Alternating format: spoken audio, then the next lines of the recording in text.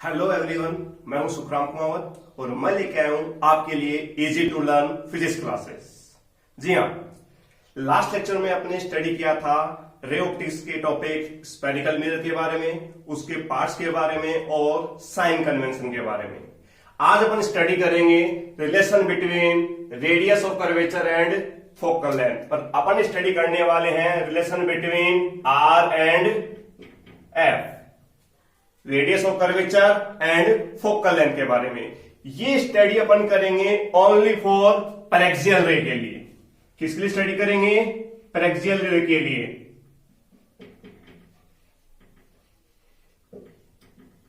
Paraxial रे। अब बात ये आती है कि पैरेक्सियल रे होती क्या है। तो अपन बात करेंगे पहले पैरेक्सियल रे के लिए कि पैरेक्सियल रे होती क्या है। सुनेंगे ध्यान से कि एक ऐसी रे जो क्या हो, प्रिंसिपल एक्सिस के नियरली क्लोज हो। एक ऐसी रे जो प्रिंसिपल एक्सिस के नियरली क्लोज हो और जो एंगल बनाए वो एंगल क्या हो, वेरी स्मॉल हो, वेरी स्मॉल हो। ऐसी रे को क्या कहते हैं अपन? पैरेक्सियल रे। एक ऐसी रे जो प्रिंसिपल एक्सिस की कहां लाई करे, बिल्कुल नियरली क्लोज लाई करे एंड उसके द्वारा बनाया गया एंगल क्या हो, स्मॉल हो। वो क्या कहलाती है? पैरेक्सियल रे। एक होती है नॉन पैरेक्सियल रे, उसे अपन मार्जिनल रे भी कहते हैं। मार्जिनल रे।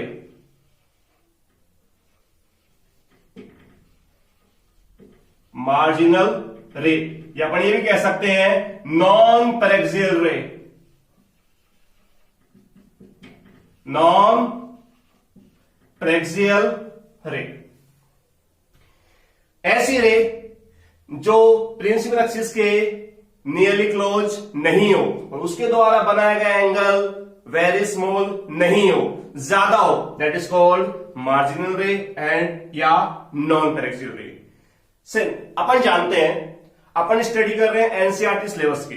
तो एनसीईआरटी सिलेबस के अंदर आपका जो मार्जिनल रे है वो सिलेबस के अंदर नहीं है। अपन सिर्फ बात कर रहे हैं केवल और केवल पैरेक्सियल रे की, जिसके लिए एंगल क्या हो, स्मॉल हो और नियरली क्लोज किसके हो, प्रिंसिपल एक्सिस के नियरली क्लोज हो। तो अपन नॉलेज के लिए बताएंगे आपको दोनों के बारे में, लेकिन बता देता हूं आपको कि सिलेबस में केवल क्या है, पैरेक्सियल रे ही है। आपके 12th का जो एनसीईआरटी सिलेबस है आरबीएसई और सीबीएसई के अंदर, उसमें केवल क्या मिलेगा आपको, पैरेक्सियल रे ही मिलेगी। तो शुरू करते हैं पैरेक्सियल रे के लिए relation between are and f. अपन जानते हैं अपने पास जो स्फेरिकल मिरर होते हैं, दो टाइप के होते हैं, एक कॉनकेव मिरर और एक कॉन्वेक्स मिरर। एक कॉनकेव मिरर और एक कॉन्वेक्स मिरर। दोनों के लिए अपन क्या करेंगे, रिलेशन निकालेंगे। किस किस के बीच में? आर एंड एफ के बीच में। तो मान लिया अपने पास एक रे आ रही है। क्या आ रही है? एक रे आ रही है जो क्या है, प्रिंसिपल एक्सिस के पैरेलल है। और आप सब जानते हो यदि कोई रे प्रिंसिपल एक्सिस के पैरेलल है तो ऑलवेज कहां से पास होगी? जी हां, फोकस से पास होगी। तो मान लिया फोकस पॉइंट है तो यहां से क्या होगी, ये पास होगी। सॉरी, कहां से पास कर रहे हैं इसको अपन? फोकस से पास कर रहे हैं। ये अपन ने कहां से पास कर दिया इसको? फोकस पॉइंट से पास कर दिया। एक रे मान लिया ए बी जो इंसिडेंट हो रही है एक स्फेरिकल मिरर पे। स्फेरिकल मिरर पर ने क्या लिया है, स्मॉल अपर्चर का। स्मॉल अपर्चर क्यों लिया? पैरेक्सियल रे मानने के लिए। स्मॉल अपर्चर है, कहां से पास होगी? फोकस से पास होगी। अपन अब जानते हैं कि अपन क्या बनाना है, इसके लिए एंगल डिफाइन करने हैं, इंसिडेंट रे के लिए और रिफ्लेक्टेड रे के लिए। तो एंगल कहां से मेजर होते हैं? Angle always be measure from the normal. अब इस पर नॉर्मल कहां से ड्रॉ करें? ये क्या है, स्फेरिकल मिरर। किसका पार्ट है? आपके किसका पार्ट है? किसी स्फेयर का। इस स्फेयर पर नॉर्मल ड्रॉ करना हो तो कहां से करते हैं? सेंटर से। ऐसी लाइन जो सेंटर से पास हो रही हो हमेशा क्या होती है, किसी भी स्फेरिकल मिरर के नॉर्मल होती है। तो ये सेंटर पॉइंट लिया और ये क्या कर दिया अपन ने, यहां से एक ड्रॉ कर दिया। तो ये क्या कहलाएगा आपका? नॉर्मल। ये नॉर्मल ड्रॉ हो गया। अब बात करते हैं एंगल की। आप जानते हो इंसिडेंट रे के साथ कितना एंगल बनेगा, आई। रिफ्लेक्टेड रे के साथ एंगल कितना बनेगा, आर। और ये एंगल मैंने मान लिया क्या, एल्फा। ये पॉइंट मैंने मान लिया पोल पी। जैसा आप जानते हो ये पोल है, ये incident ray A B, reflected ray B F, ये सेंटर पॉइंट सी। इसके लिए क्या करना है अपने को, रिलेशन निकालना है फोकल लेंथ और रेडियस ऑफ कर्वेचर के बीच में। तो आप जानते हो, अपन सभी जानते हैं फ्रॉम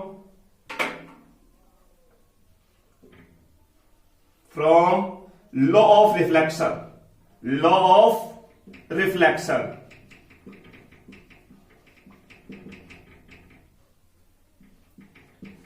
रिफ्लेक्शन को क्या कहता है, incident angle is equal to reflected angle. Incident angle कितना, आई।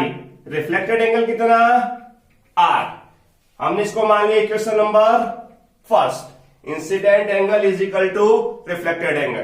अपन जानते हैं अकॉर्डिंग टू फिगर, फिगर को देखिए, अकॉर्डिंग टू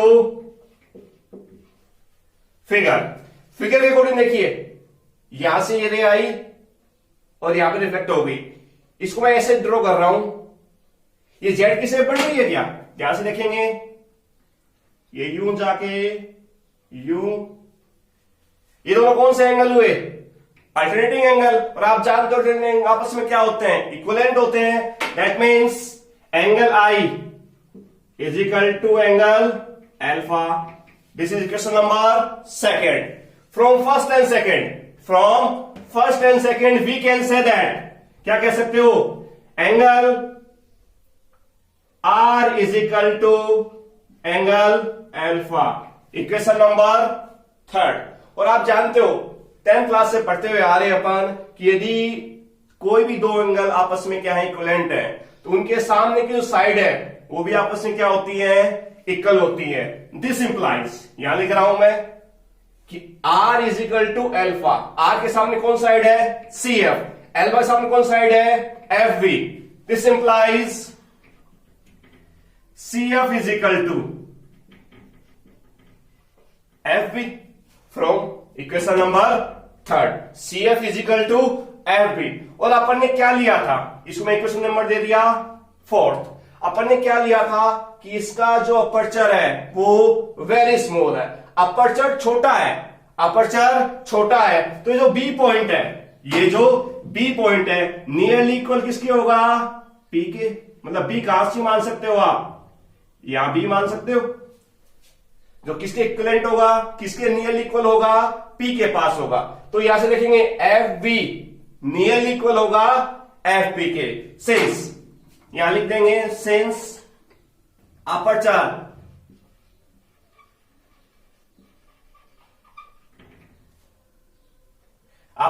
इज स्मॉल,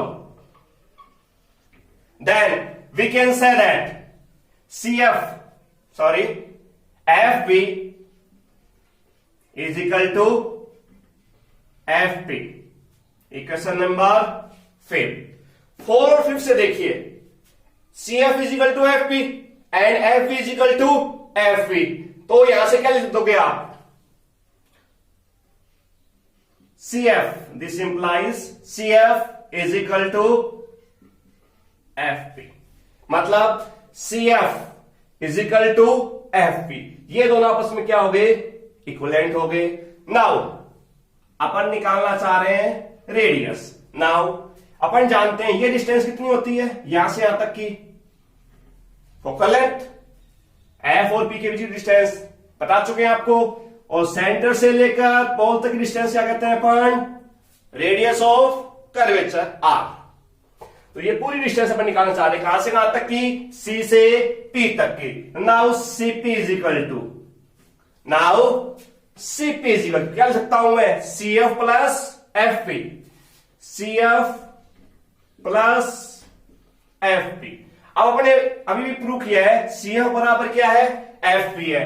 तो ये भी लिख सकता हूं क्या आपको मैं, FP plus FP, FP plus FP is equal to 2FP।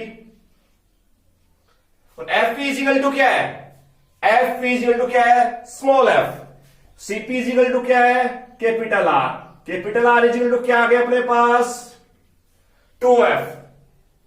वैसे मिल चुका है अपने को, r इजिकल टू 2f। इसको बस जनरलाइज इस फॉर्म में लिख सकते हैं कि f is equal to r upon 2। This implies focal length जो होती है, focal length always equal to half of radius of curvature. अगर फॉर्म में बोले तो radius of curvature is twice of focal length. This is a prove relation for paraxial ray. ये अभी तक प्रूव किया अपन ने केवल कॉनकेव के लिए। सिमिलरली यही कहा है कि अपन कॉन्वेक्स के लिए दे दिया जाए, क्वेश्चन के अंदर दे दिया जाए कि ये सारा का सारा रूल आपको फॉलो करना है कॉन्वेक्स मिरर के लिए। तो सिमिलरली यही पूरा पूरा सिस्टम अपन डेवलप करेंगे किसके लिए, कॉन्वेक्स के लिए। देखिए सिमिलरली अपन ने क्या किया, एक पैरेलल रे, पैरेलल रे आई, ये क्या करेगा, रिफ्लेक्ट करेगा, रिफ्लेक्ट करने के बाद जाएगी आगे। अपन ने क्या किया, फिर कहां से पीछे बढ़ा दिया इसको, पीछे, और कहां मिलेगी इसको, ये फोकस पर। Is that clear. फिर अपन क्या करते हैं इसके लिए, क्या ड्रॉ करोगे, नॉर्मल। नॉर्मल कहां से पास होगा, सी से, सी से नॉर्मल पास कर दिया अपन ने, ये नॉर्मल पास किया जा रहा है। Is that clear, normal pass. अपन जानते हैं इंसिडेंट एंगल, इंसिडेंट एंगल कितना होगा, आई, रिफ्लेक्टेड एंगल कितना होगा, R. Incident angle I and reflected angle R. आप देख सकते हो कि यदि ये आर है तो यहां से ये भी कितना होगा, आर होगा। ये अपन ने एज्यूम कर लिया कितना, एल्फा। ये इंसिडेंट एंगल आई, ये रिफ्लेक्टेड एंगल आर। यदि ये आर है तो ये भी क्या होगा, आर होगा अकॉर्डिंग टू थ्योरम। ये अपन ने क्या एज्यूम कर लिया, एल्फा एज्यूम कर लिया। Does that clear. अब ये का ये सेम जो अपने डिराइव किया है, ये सेम रिलेशन इसके लिए अप्लाई होगा। मान लिया ये पॉइंट क्या आपका ए, ये पॉइंट बी, ये आपका फोकस पॉइंट, ये आपका सेंटर पॉइंट। ये डिस्टेंस कितनी होती है, स्मॉल एफ। ये डिस्टेंस कितनी होती है, capital R, radius of curvature. तो now start from law of reflection, from law of reflection angle I is equal to angle r. We always know that i is equal to r according to figure, according to figure. Figure क्या कहती है आपको, i is equal to alpha, i is equal to alpha दिखाना है आप लोग। कैसे दिखाएंगे, देखेंगे। यहां से एक चीज देखनी है आपको, आई इज इक्वल टू क्या दिखाना है आपको, एल्फा दिखाना है। देखेंगे ये लाइन पैरेलल है किसके, इसके। Incident ray is parallel to the principal axis. और ये जो लाइन जा रही है, ये लाइन मैं ड्रॉ करके दिखा रहा हूं आपको। ये जो आपका नॉर्मल जा रहा है, ये नॉर्मल, ये पूरा नॉर्मल है। एल्फा एंगल और आई एंगल दोनों सेम पैरेलल लाइन पे बने हुए हैं। तो i is equal to always क्या होगा, एल्फा होगा। I is equal to alpha, i is equal to alpha है। और अपन ने बताया i is equal to r भी है। तो from 1 and 2 r is equal to alpha, r is equal to alpha हो गया। तो अपन जानते हैं यदि एंगल इक्विवेलेंट है तो उनके सामने की साइड आपस में क्या होंगी, इक्विवेलेंट होगी। Plus C F is equal to F B. C F कहां है, देखेंगे, C F is equal to F B. ये क्या मान लिया अपन ने, पॉल। Is that clear. ये बराबर है change aperture is very small, aperture small है तो B point near equal to P. तो F B is equal to F P, F B is equal to F P. From 4 and 5 we can say that C F is equal to F P. वो का वो process चल रहा है, बस वो process किसके लिए था, कॉनकेव के लिए। यहां प्रोसेस किसके लिए है, कॉन्वेक्स के लिए। सेम प्रोसेस है, डायग्राम ही चेंज किया है, लैंग्वेज ऑलवेज सेम रहेगी, करना सिर्फ एक ही है। मैं आपको दोनों एक्सप्लेन कर रहा हूं। यहां से अब क्या करना पड़ेगा, आर निकालना है। तो CP is equal to C F plus F P. C F किसके बराबर है, एफ पी के बराबर है। तो F P plus F P, 2FP। R is equal to 2F। This implies F is equal to R by 2। This is the final result of relation between radius of curvature and focal length. अब यही relation अपन discuss करते हैं for non paraxial रे, means marginal रे के लिए। For non paraxial रे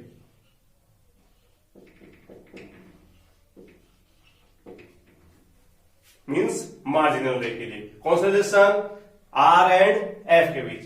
तो अपने मान लिया अपना एक कॉनकेव मिरर, ये अपन ने क्या कर दी, इस पर पॉलिश कर दी। अपर्चर क्या ले लिया, बिग, एंगल बिग दिखाना है अपने को, इसलिए अपने अपर्चर क्या कर लिया, बिग कर लिया। ये मान लिया अपन ने इसका प्रिंसिपल एक्सिस, ये कोई रे आ रही है, इंसिडेंट रे, यहां से क्या हो गई, रिफ्लेक्ट हो गई। ठीक है, अपन नहीं बात कर रहे हैं कि फोकस से जा रही, कहां से जा रही है, अपने को नहीं पता कहां से जा रही है। नॉन पेरेक्सियल रे में कभी डिसाइड नहीं होता है कि यदि रे नॉन पेरेक्सियल रे है तो फोकस से पास होगी, this is not confirm. Is that clear? Confirm तभी होगा जब वो रे क्या हो, पेरेक्सियल हो। Is that clear? देखेंगे, शुरू करते हैं। चलो, आपने क्या किया, सी सेंटर पॉइंट क्या करने के लिए, नॉर्मल ड्रॉ करने के लिए ये अपन ने क्या कर दिया, नॉर्मल ड्रॉ कर दिया। ये इंसिडेंट एंगल, ये रिफ्लेक्ट एंगल। इंसिडेंट एंगल अपन ने मान लिया थीटा, रिफ्लेक्टेड एंगल भी अपन ने क्या मान लिया, थीटा। इस पॉइंट से अपन ने क्या किया, यहां एक नॉर्मल ड्रॉ कर दिया। क्या किया अपन ने, एक नॉर्मल ड्रॉ कर दिया। ये 90 डिग्री एंगल। अपन जानते हैं सेंटर पॉइंट से पोल तक की डिस्टेंस को क्या कहते हो आप, रेडियस ऑफ कर्वेचर। ये डिस्टेंस भी क्या होती है, यहां से लेकर यहां तक की कंप्लीट रेडियस ऑफ कर्वेचर। तो अपन ने यहां से इस पर परपेंडिकुलर ड्रॉ किया, तो ये क्या हो गई, हाफ हो गई। क्या ये क्या हो गई, हाफ। तो ये क्या होगा, r/2। Is that clear? अपन ने क्या किया, पूरी रे के ऊपर एक परपेंडिकुलर ड्रॉ किया, तो क्या मिले अपने को, हाफ लेंथ मिलेगी। हाफ लेंथ के लिए अपने क्या मान लिया, उसको r/2 मान लिया। अपन जानते हैं ये कोई एंगल ले लिया अपन ने, थीटा। अपन ने प्रूव कर चुके हैं कि ये दोनों आपस में एंगल रेडियस के क्या होता है, इक्विवेलेंट होता है। It's also theta. थीटा के सामने परपेंडिकुलर 90 डिग्री सामने हाइपोटेनस, ये आपका बेस। अपने को निकालना है ये साइड, मतलब हाइपोटेनस निकालना है। तो जानते हो आप sec theta, sec theta is equal to क्या होता है, hypotenuse upon base. This implies base कितना है अपने पास, r/2, हाइपोटेनस अपॉन r/2। तो हाइपोटेनस क्या होगा अपने पास, r/2 sec theta. This implies ये डिस्टेंस मिली आपको यहां से यहां तक, क्या मिला आपको, r/2 sec theta. Is that clear? अभी अपन ने माना था कि जो डिस्टेंस मिल रही है, लास्ट टॉपिक की बात करें, पेरेक्सियल रे की बात करें, तो वो क्या मान रहे थे अपने, यहां फोकस मान रहे थे, ये क्या मान रहे थे, एफ मान रहे थे। तो मान लिया ये क्या है, focus point. Is this focus point? तो ये क्या होगी आपकी फोकल लेंथ, ये क्या होगी आपकी focal length. Is that clear? This is a focal length. तो अकॉर्डिंग टू दिस डायग्राम, यहां से यहां तक क्या है आपका कैपिटल आर, ये अपन ऑलरेडी प्रूव कर चुके हैं, कितना है, r/2 सेक थीटा। तो according to figure, according to figure क्या मिला अपने को, focal length f is equal to, focal length f is equal to क्या होगा, r minus r/2 sec theta. Is that clear?